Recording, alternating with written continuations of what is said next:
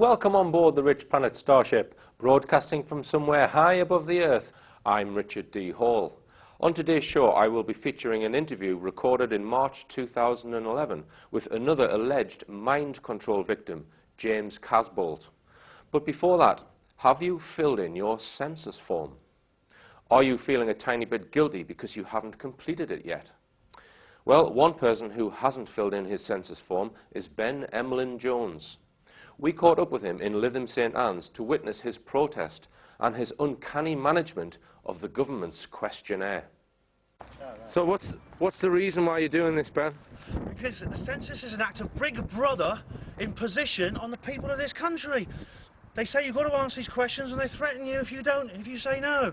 I mean, and they threaten you with a £1,000 fine, and it's all run by an American arms contractor called Lockheed Martin. Really? And they're awful. Okay. Hospital Porters Pride and Dignity, stop the New World Order. Welcome to Panwo TV. I'm at the Probe Conference at St Anne's in Lancashire, and you're about to witness a ceremony of desecration. Bring forth the defiler. Is this the defiler? The sentence of this court. Let's get rid of it. That's like you be burned at the stake until you are dead. Yay! Yay! Burn! Boom! Burn! Burn! Burn! Oh, come on. The scourge. Burn! Burn! We're not gonna have a look. Hang on. Right. Funny I was a I'm gonna smoker. burn it inside as well. Yeah. Sorry about the delay, ladies and gentlemen. What's it going? Yes, that's it. There we are. Burn! Burn! Burn! Burn! Burn! Burn! Burn! Burn! Burn! This one's going to go viral.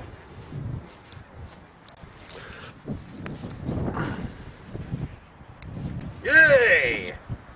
Back to hell, where you belong. Return these ashes to the census office. This is not my form, this is our Stain and Chris's form. We're going to return them to the census form, yeah. What, you're going to return it as ashes? We are. When these ashes are cooled down, we've saved the envelope, we're going to put them in and we're going to send them back. With a nice message. What do you say to people who think that you're just a bit mad for doing this, Ben? What's your answer to this? I think you're mad actually if you feel this, if people are coming to you and asking you questions, for no other reason than they want to ask you questions, and if you provide false information, they tell you you're providing false information, when they're the ones asking you the questions.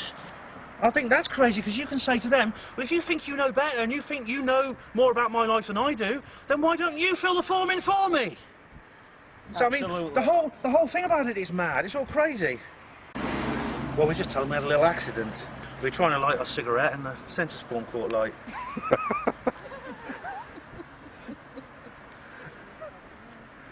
Oh, ow, ow, ow. Ow.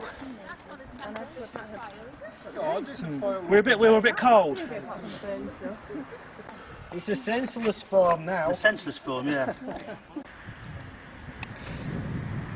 Do they not need this information in order to set policies and stuff like that, Ben? Well, the thing is, though, whenever they want to set policies and stuff, they just do other surveys, which leads me to suspect there's another reason for this census form, which they're not telling us. Right. Especially when people like Lockheed Martin are involved. I mean, the government say, well, your data is safe with us. However, they've left submarine blueprints in laptops in cars, and they left social security details down the backs of chairs in trains. Mm-hmm. What we're going to do with these ashes now, are they cool enough? Any ashes that we can revive, we're just going to. We have the envelope. We're just going to return these ashes to the people they came from. Not much left of it now. There's enough. Yeah, there's barely an envelope full, but I think there's enough to sort of like be going on with. There's enough to sort of satisfy the census people, I think.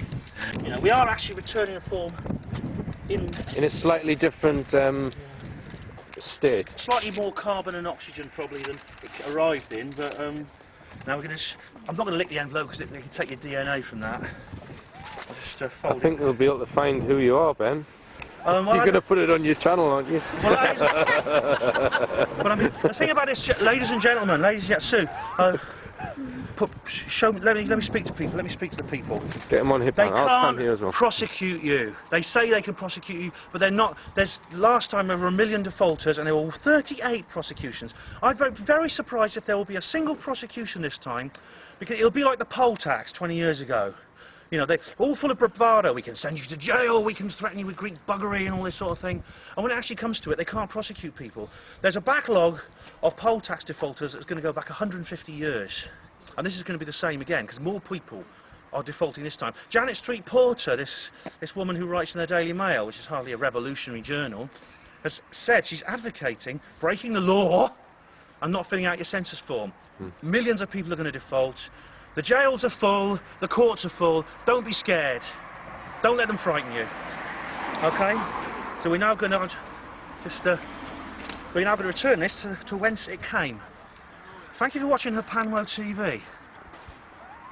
Hospital Porters Pride Dignity Stop the New World Order. Right, last night we witnessed the satanic ritual of Ben burning his census form, and we've just found this poster which is reminding you it's time to fill it in, Ben. Oh, fire is wasted on witches, you know. It's best for the census form, but this is unbelievable. Just listen to this. Complete your census online or drop it in the post today to avoid a fine. Well, as we've already discussed, it's very unlikely anyone will get prosecuted for defaulting on their census at all. However, just look at this. Listen to this. Help tomorrow take shape.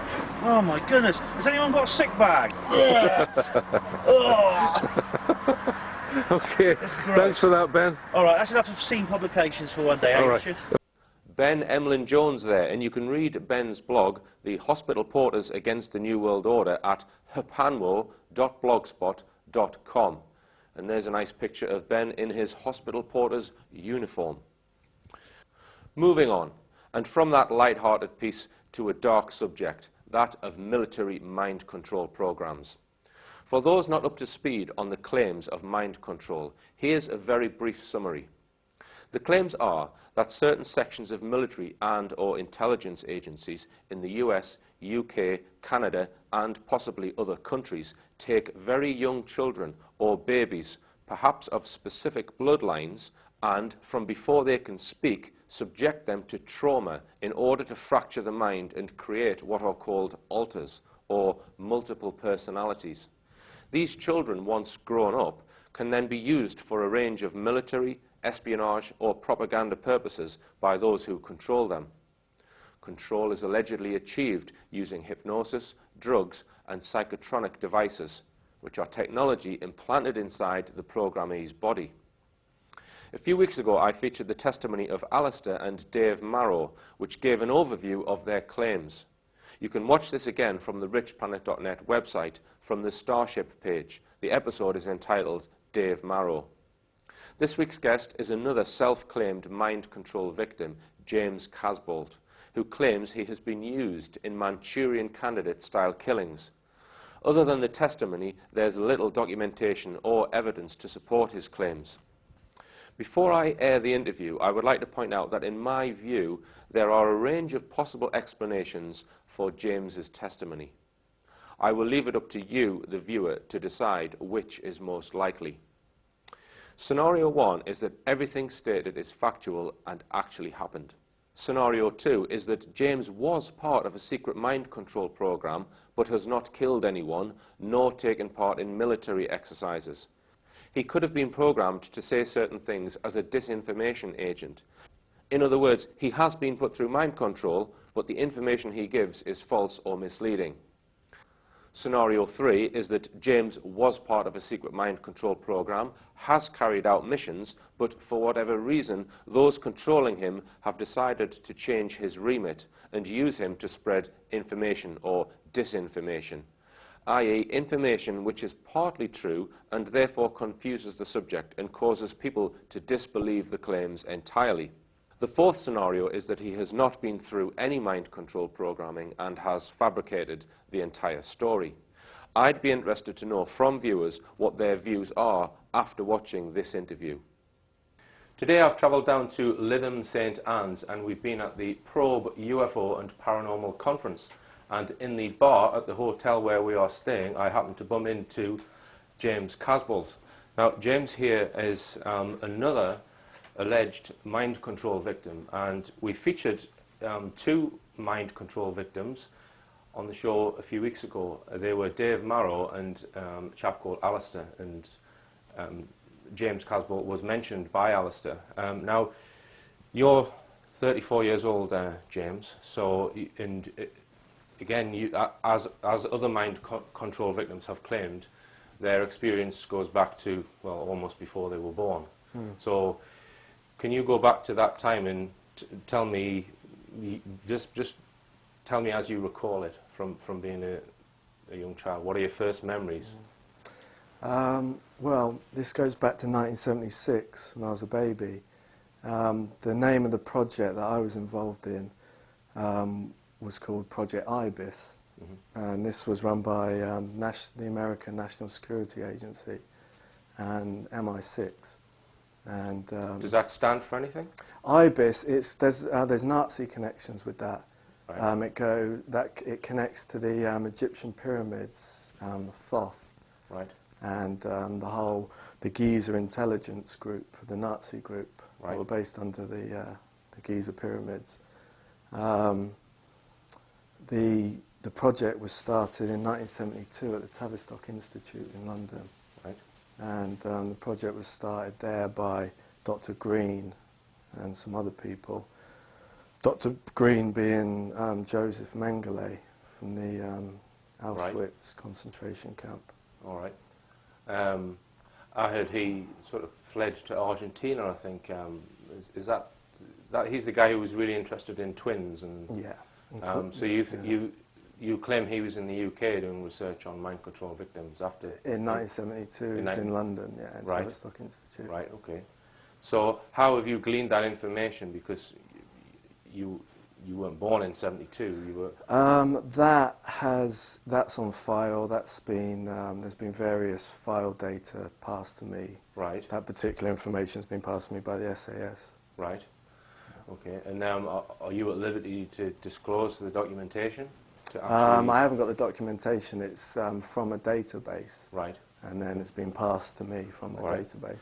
So, if you start from, being a baby and then what happened to you, because were you adopted? I was born into the project. The origins of Project IBIS were at a facility called the Q552 facility, and that was underground in the Rocky Mountains in Canada. Right. Now that was underground in a little town called Nelson there in the mountains. Right. And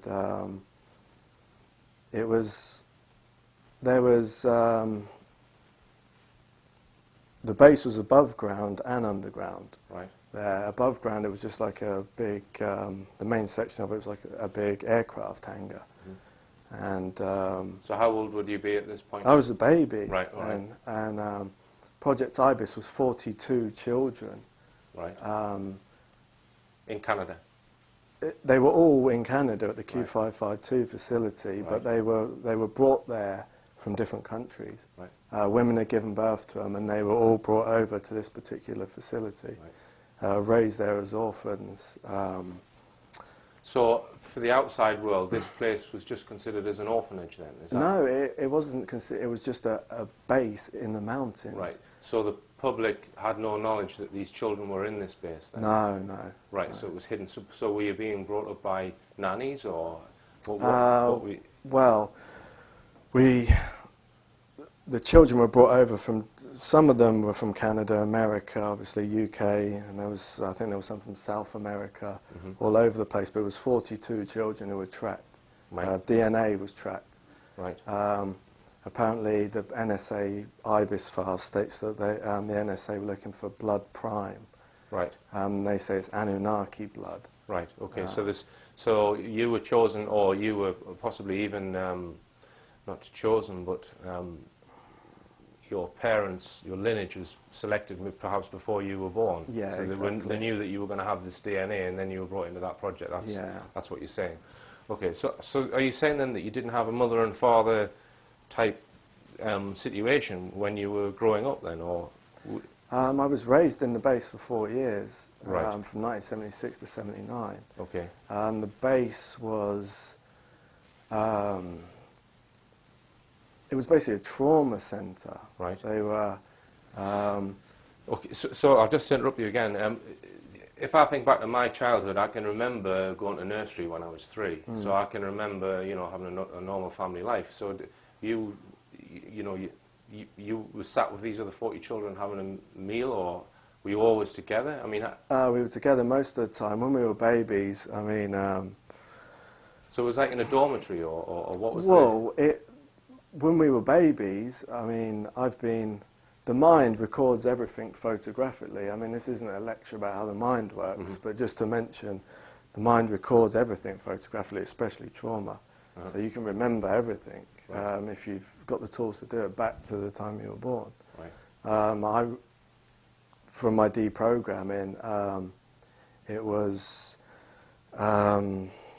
when we were babies, we were actually kept in the building above ground in the mountains, and this was like it was basically an aircraft hangar, and they used to keep the doors open, and it was just a series of cots, and it was a trauma centre. Right. Okay. So they wanted to keep us cold.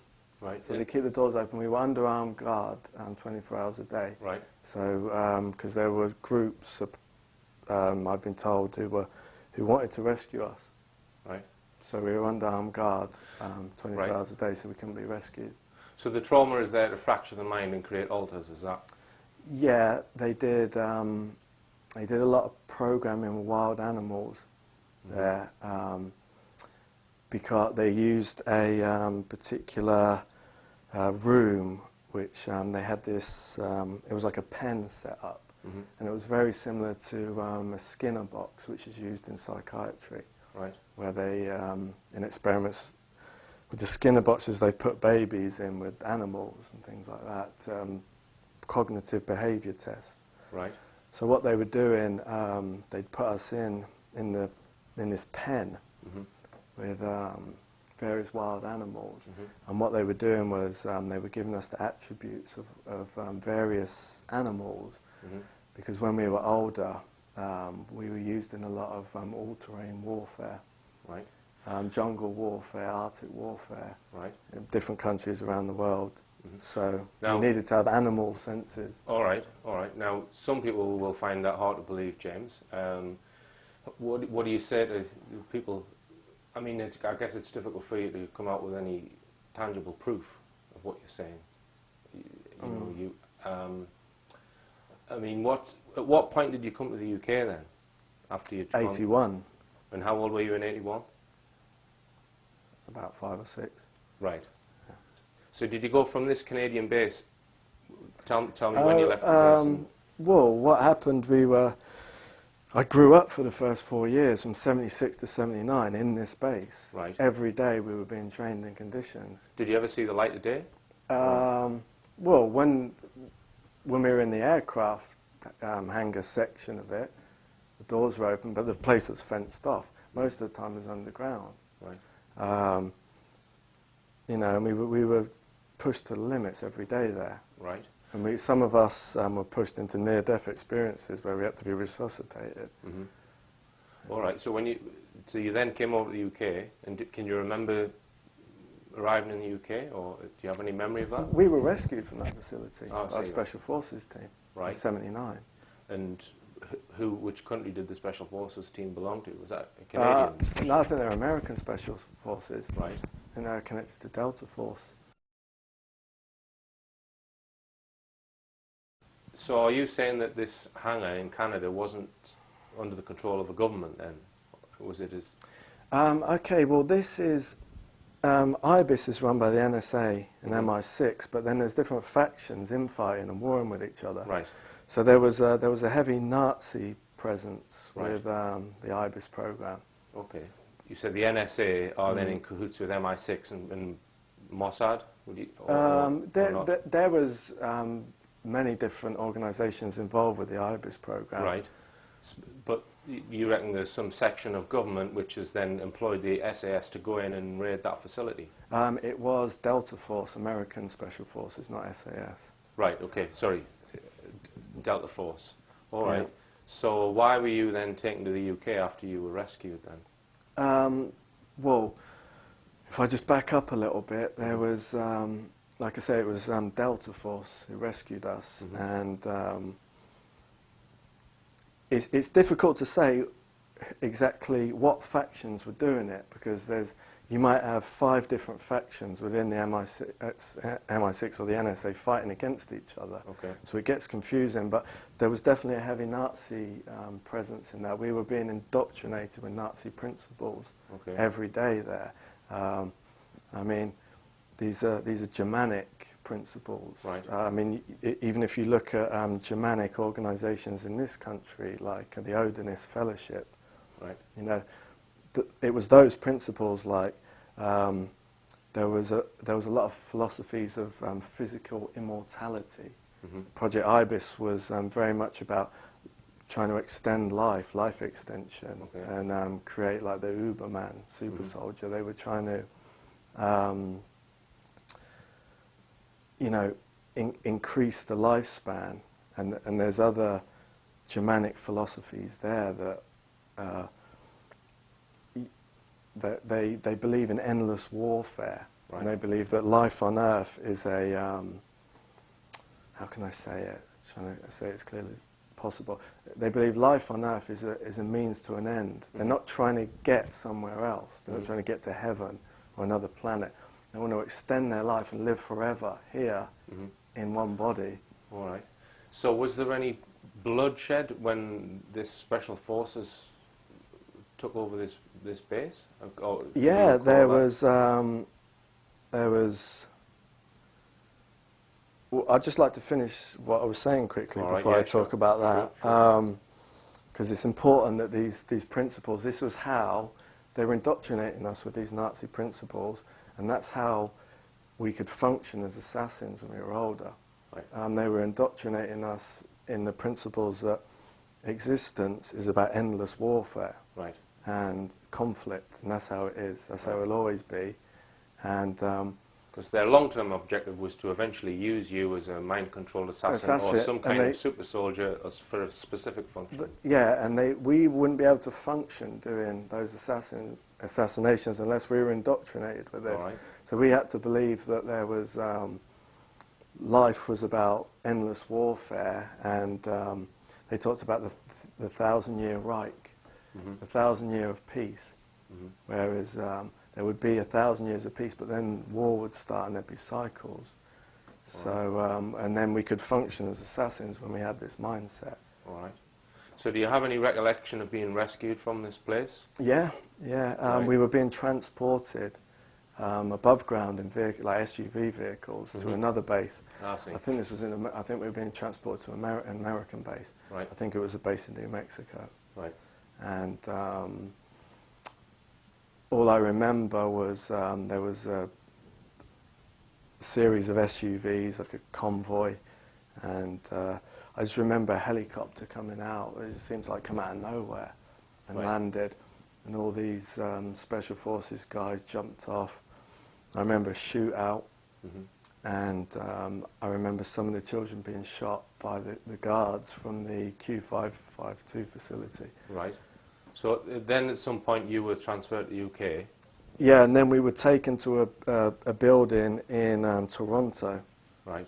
By the Special Forces, and it was in a building in the city, a skyscraper, and we were there for a number of weeks, and we were healed in that particular building. Right. Kind of deprogrammed. Yeah, okay, trying to undo the damages what had been done. We went through operations there in our Right. bodies. Right. Because this is another part of the Nazi projects where they were basically creating a cyborg. So did you feel that they were caring for you at this place in Toronto? Yeah. They were looking after you? Sort of. Well, they did operations on us. They cut us open, and they saw that we had, we had cybernetics in our body. Right. And you claim to have that still in you now? Yeah. Okay. And where is that? It's everywhere. Right. So you've got metal in your body? Yeah. Right. Everywhere. Yeah. All right. So So why did they then send you to the UK? Because the woman, Kate Casbolt, who raised me part of the time, I don't fully understand her. Right. She seems to have a lot of connection with MI6. She's English? Yeah. Right, so you didn't meet her until you came over to the UK? No, she was in Canada at the time. She was in Toronto. Right. I was delivered into her care. Right, okay. In the when you were early about, 80s. What, 6 or? 5 or 6, right, something like right. that. And so she brought you to the UK? she brought me to the UK. We were in London. And then it was at this time we were in London, just before we moved to Reading, near the Peasmore base. Right. My stepfather had worked right next to the Peasmore base. He was a director of this big aluminium company. Right. Aluminium metals. They were supplying a lot of aluminium metals underground to Peasmore and RAF Welford. Right. Can you name him? Neil Pettit. Right. He worked at High-Metz Metals. It's called Service Metals now. Right. There was it was dark what was going on there. There was some kind of child porn thing going on. So was this guy partners with, did you say Kate Casbolt? That was her partner. Right. Yeah. But you took he raised me for a while. Right. But you took her name rather than his name? Yeah. Right, okay. Yeah. Right. All right. So, I mean, were they a caring family, or were they putting you through mind control then? Neil was regularly sexually abusing me. Right. And you think that she was an MI6 agent? There's definite connections there right. in MI6. Yeah. And what about your surrogate father? My biological father is a different story. Right. But do you know who your biological father is? I got a rough idea. Right. But when Kate's ex-husband is Peter Casbolt, he was the MI6 agent who died in Doncaster prison in 2003. Right. He was officially worked for MI6. I've seen some of his files. Right. And so you were living with Kate and Peter at some time? No, they divorced. Right. But I spent a lot of time with Peter too. Right. Okay. But there was no sexual abuse with Peter. All the sexual abuse was happening with Neil Pettit because he was multi-generational incest himself. His stepfather had spent a lot of time in I think a Japanese concentration camp. Right. Gone through various things, and when he came back to England, he started to put Neil through sexual abuse and satanic stuff where animals were being sacrificed and things. Right. Right. And this allegedly is the same as what's happened with Dave Marrow. I mean, is that purely to traumatise you, or are they getting something from this, some sick thing from this? I mean, Neil always used to talk about the story when they didn't have enough money. They didn't have much money for food, so his name was Jim, who'd come out the Japanese concentration camp. He'd taken Neil and his sister up to the garden and killed the rabbits in front of them. Right. And then they ate the rabbit. Right. Right. But it was more of he took them out to show them him killing the rabbit. Right. Right. Okay. So you think you've been taken to bases in the UK once you were in the custody of Kate? Yeah. So she must have been in on it then, was she, or not? Or well, I remember being taken to bases. I mean, I'll just ask you, James, how do you feel about that? I mean, did you feel like a loving relationship as a son to a mother with Kate, or not? Yeah, there was love there, but it was. I mean, I'm kind of sitting here in front of this camera now. This is going to be made public, obviously. So I feel like I'm kind of protecting her a little bit. Right. Right. Okay. So it's obviously when you're a young child, you don't understand what's going on. So you might feel love for that person, even though that at the bottom of it, they're possibly doing something that they absolutely shouldn't. So that they're kind of manipulating you, really. Yeah. But you're saying you perhaps want to protect her. Maybe she didn't have a choice in it. I don't know. Yeah, and whatever she's done, she's made up for it. Right. So do you still see her? Yeah, I see her. Right. Yeah. All right. So you were periodically taken from the age of 6 to British bases then? Yeah, this. So we get to England, we move to London, and I'm at a place called Chalgrove School in Finchley. And then from there, I'm often picked up after school, taken to these two men, and driven into the Berkshire countryside. This is where the Peasmore base comes out. Right. Taken to Peasmore a couple of times there. You know, and how did you access that? That was 81, that was. Right. And how did you access that base? Because it allegedly has no entrances where it is. Well, this evidence comes from Barry King, and there are allegedly other access points. So can you remember how you actually accessed and arrived at we just drove into a military with high fences in the Berkshire countryside. Right. Just drove in. I think we drove through the back entrance, and it looks like Greenham Common from what I've seen on like the internet and things. Right. And then when you got to the base, you were taken down, or? Yeah, we were driven down 2-lane road, and just go down for a bit, and there's a car park. There was like those things you get in the car park that go up, you know, like those, and then we just stopped in the car park. And the first time I remember in '81, we was taken out of the car, and there was a group of about 14 other children. We were all given blankets because it was a bit cold. Right. We were huddled in these blankets. Well, so where do you were these other children the ones that had been rescued from Canada, or were these other children? I think they were some of the IBIS children. Right. All right. And you said that they were giving you these kind of intelligence tests with shapes and things like that. Right. But the thing is, I always struggle to remember faces. Right. In the projects. Do you think that's because they've put you under mind control and they've blocked it? Or?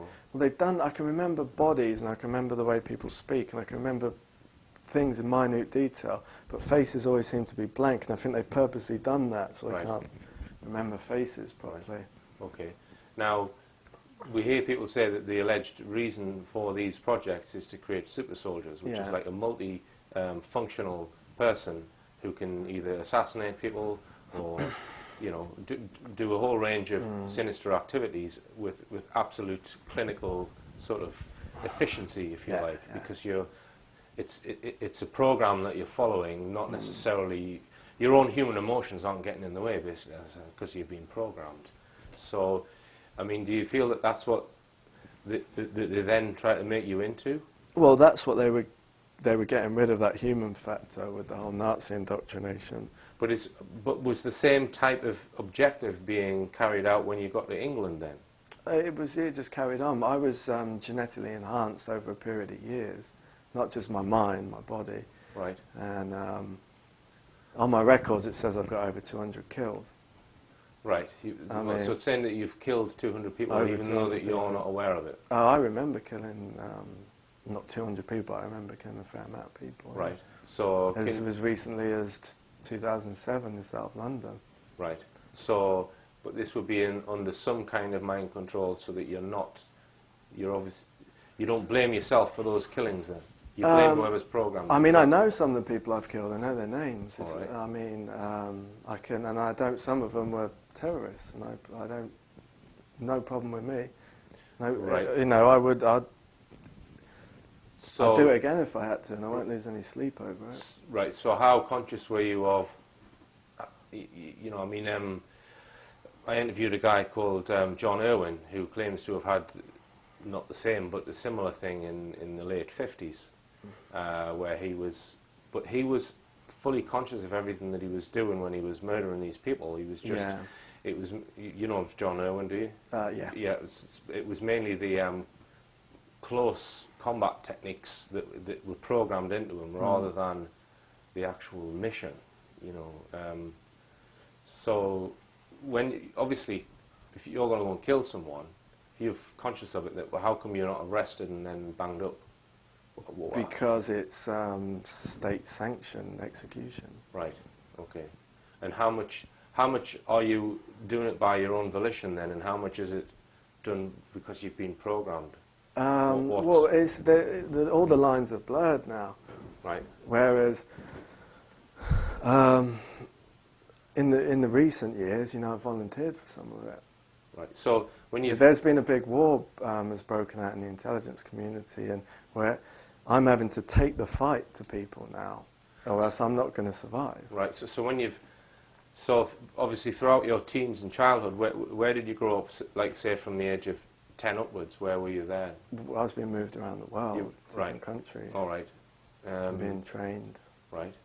So when you've murdered these people, what was the technique that you've used? Various things. 2007 was myself and another individual. We travelled. Well, I won't say where we travelled from, but we travelled to an area in South London. Right. And we were. I won't say too many details about him because it's not my place to speak for him. The guy that was with me. So you were both in this mission together then? Yeah. Right, as a team sort of thing, right? Twin team, yeah. Right, so what was the method of execution then? Well, we waited in our car, MI6 Jeep pulled up, and this guy got out, gave us a briefcase, but when before he gave us a briefcase, he gave us the trigger words. Right. Which, and it's not just trigger words, he used a combination of hardware to activate implants, but right. It's, you know, that state of mind that they can put you in. That I'll go into then, right, okay. Which is I'll be very cold and efficient, and all that matters is the target, the mission, that's all that matters, that's all that exists. But what was the actual method? Well, he gave us the briefcase that had a gun, Smith & Wesson. I was often given the same gun. It's a 9mm Smith & Wesson with a pearl handle on it, and it's got a symbol of a black dragon on the handle. Right. And I call that gun Drago. Okay. And I've used that gun many times. So it's a shot to the head at close range then? No, we went to a house and went in the house, tied the guy to a chair, put a pillowcase over his head, and I shot him in the face 7 times. Right. So would that not be reported in the media? Would that not be picked up? Would local police not then be called? Would that not then, is there no prospect of that then getting out to... I don't know. I tried to research so how would certain killings, like certain things that happened in Brighton when I was 16, 17 years old. So you would then be picked up by... I mean, how would you then get away from the murder scene without being caught by the normal police? Well, you just walk out. Right. Just walk out of the house, shut the door, get back in the car, drive to the operatives that gave the briefcase, give them the briefcase back and go home. Right. It's not really rocket science. So after you've done the mission, what's to stop you staying in this state, creating havoc with other people? What happens? They'll drop you back into more of a, I won't say relaxed state, because when you're in this state where you're doing the killings, you're extremely relaxed. But you go into more of a human state, more of like the state I'm in now is like the family man. Right. So there's one part I'm still not quite sure on. So the people in Canada were programming you to become some kind of super soldier, but you were then rescued and they took care of you, but it seems then that you've been put into another super soldier program. So how did if you've been rescued, how did you then end up again being into another program? That's a really good question. There was a fight over us, over the 42 children in the IBIS program, and we were just going from one faction to another, and they were fighting over us. It goes to 1981. After these events happened, we were taken to Greenwood Common. My mother took me to Malaysia. There's actually a major NSA facility on the island of Penang in Malaysia. It's a looking glass facility. Right. They use advanced alien technology. Right. So an important event happened on that island. Right. So you were flown out there, or how did you get there? I travelled there with my mum on the plane. With Kate Casbolt, not my biological mother. Right. For a specific mission then? Yeah, it was... I mean, the SAS were heavy out there on Penang, and there was like I say, there's a looking glass facility there, and they had alien life forms landing on this base, and apparently there's a lot of thick jungle coverage, so it was good to conceal it, and it was almost a quasi-ritual one night in the base, where they had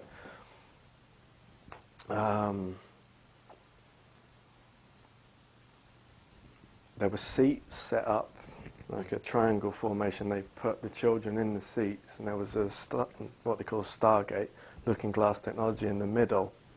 This was human beings doing this? Yeah, this was, but looking glass is, I think it's alien technology. Right, so it's... But this was an NSA facility. Right, so it's the NSA who were using children with some alien technology to then do what? This was on October the 31st, which is Halloween, I think. They often use looking glass and open up these stargates on specific ritualistic days. Right. I mean, I'm not a scientist, I don't know how it all works, but it's something to do with alignments. So, and they always use looking glass. They open these stargates on this particular date, October the 31st, Halloween. And on this particular day, they got the machine spinning. They use some kind of coil and they run mercury through it on the machine, and some beings came through. Beings that I've never heard talked about before. These were wolf-type beings, humanoid wolf-type beings. Almost like a Bigfoot, but smaller, more intelligent looking, and they wear robes. And a bit like in Egyptian carvings, or? Yeah, kind of. So, what was your mission in this particular instance? This was it was something to do with the pineal gland, third eye. We were all these some kind of beams came out the gate and connected with our third eyes, and we're all sat in this pattern. Some kind of geometrical shape has all linked our third eyes up, and. So how old were you at this point, James? This was 1982. All right, so you were just a kid. Yeah, still a kid. Right. And when they came through, these beings, it damaged the frontal lobes of our brains. Or it give us almost a type of frontal lobe lobotomy. Right. This did, and seriously damaged us.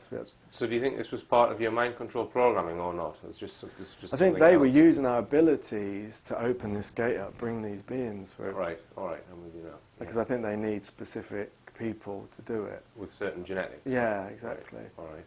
So in terms of the actual killings then, I mean, you know, how do you reconcile that? How do you feel about that? I mean, do you not feel like going to the police and just saying, look, I'm being used to kill these people, can you please investigate it? It's the police can't do anything about it. We've had dealings with the police, and anything to do with the police, it just gets covered up. Have you tried to research any of the people that you've supposedly killed? I've tried, but nothing's come up. Right, so you've not managed to find any? No, I mean, I know the names of one or two of them. Right, okay. But that guy was an MI6 agent in London. Right. In South London, high rank in MI6. He used to be my handler. Right. He goes by the name of Dixon Ramey. Right. Which is not his real name. Right, okay. You're saying all this to me now, which is going to go on television. How can you do that if, you know, MI6 or whoever's running this program, you know, surely they would not be happy at you giving this information that you've been murdering these people? Surely the whole idea is that it's covert, so why would you say this all in this interview? There's certain factions that want me to talk about this. Right. They've got Why would they want you to talk about it, those factions, then? Because they want this information to come out. Right. Is that because they don't agree with what's happening, or there's so many different agendas. And when I say they, is, you know... And these different fighting factions and agendas, are they all within the intelligence services, then? Yeah. within the NSA, MI6, MI5. And there's a lot of special forces Right. involved, SAS, Delta Force. So they're like this closed-off group that are above the law, effectively. Well, yeah. I mean, you say I've got kind of diplomatic immunity. Right. Like I can't be arrested. Right. All right. Well, there's one easy way of proving that. I mean, you see, that it's difficult to. What would you say to the skeptic who says, "Well, you know, you just come out with this to seem macho"? I mean, what would you say to someone who says that? I don't know. Right. it just. I mean, I'm just saying what's going on, really. Right. Okay. Yeah, I suppose it is macho. This is the culture I move in. It's a warrior culture. Right. Yeah. So you think? I mean, you know, you said it was possibly terrorists who you'd murdered. I don't know if you know any of my views that the Al Qaeda thing's a bit of a scam, really, and it's actually the intelligence agencies that are doing a lot of these false flag things, and they're doing it to spread fear, and they're doing it because there needs to be a perceived enemy. So when you say terrorists, do you mean, what sort of terrorists do you mean, or were you given any information on these terrorists? Well, I suppose, you know, like they say, one man's terrorist, another man's freedom fighter. Yeah, yeah. It's all, again, I can only talk and operate in life under the mindset that I function with. Right. And that for me, it's survival dynamics. Right. And a survival dynamic is you want yourself to survive, you want your family to survive, and then you want the groups, the organisations you're involved with to survive. You want your race to survive. But if a person is going against those survival dynamics, if a person is abusing children, they're going against the survival dynamics of our race.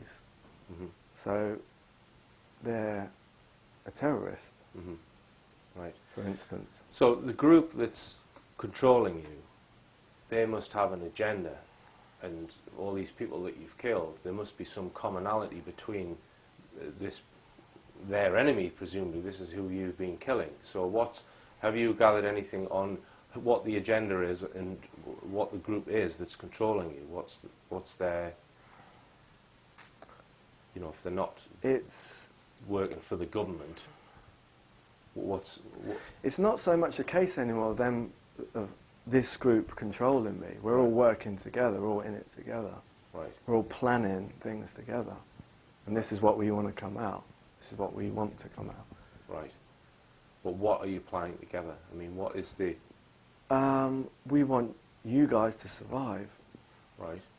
So, but how does murdering certain people make that happen? I mean, specifically, right. You don't know specifically why you had to terminate these people. I mean, you said you've been told you've done over 100. Over 200. Over 200. Yeah. In the UK or all over the world? All over the world. Yeah. So you've flown places. Yeah. And then, right. This guy, Dixon Raymond, this MI6 guy in 2007, that was, we interrogated him. Before that, we interrogated him and a woman. Right. A woman who was staying with him. She was a prostitute working for MI6. And we didn't hurt her. We interrogated her. We interrogated him. We were looking for location of what is the NSA codename Pearls. The NSA codename Pearls is a suitcase nuclear weapon. Right. Now, he had stolen a suitcase nuclear weapon, a Pearl, and we wanted to know where it was. Right. And we found out it was on a certain boat, and it was retrieved. Right. And but that was on file, a suitcase nuclear weapon. It was actually, it wasn't a suitcase nuclear weapon. It was actually a nuclear device that powers a craft, an off-planet craft. Right. Okay. So it was alien-derived technology. Then. Yeah, it was part of the United Nations Space Command. Right. It was technology connected to this group. Okay. And so this could, I don't know the full operation of what happened at the highest level, but for instance, by doing that, we're protecting you guys, because that could have stopped something really bad happening with extraterrestrials coming in. So, I mean, if we come on to that, you obviously believe extraterrestrials are real and they're part of all of this political game that you're involved with. So, where do they fit into this? What's their agenda, and are our military in collaboration with them? And where do they fit into this picture of what's happened to you? Well, I mean, that's such a huge question. I suppose it's best if I talk about my personal experiences with them. For instance, on the island in Penang in the early 80s, that was the first remote viewing operation I was involved in as a child. They were testing my remote viewing abilities, and again, it was these beings who the NSA were working with at the time, these wolf-type beings like Bigfoots. Now, I think they're from Sirius. Those particular beings, highly intelligent. Now, what they were doing, there was some kind of military conflict going on in the area at that time in Penang. I think there was some fight between the SAS on the border there and another group. I'd have to research the history of it, but anyway, these particular beings had come in, and as soldiers were killing each other, they were involved in some kind of recording brainwaves. They were learning about human behaviour, and they were deriving some kind of almost sexual pleasure from the energy of the soldiers killing each other on the border. They were kind of feeding off it. So they had come into the area to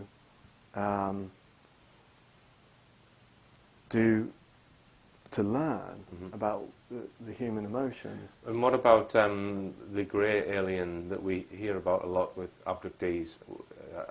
You know, what do you have any information on that? The greys? Yeah.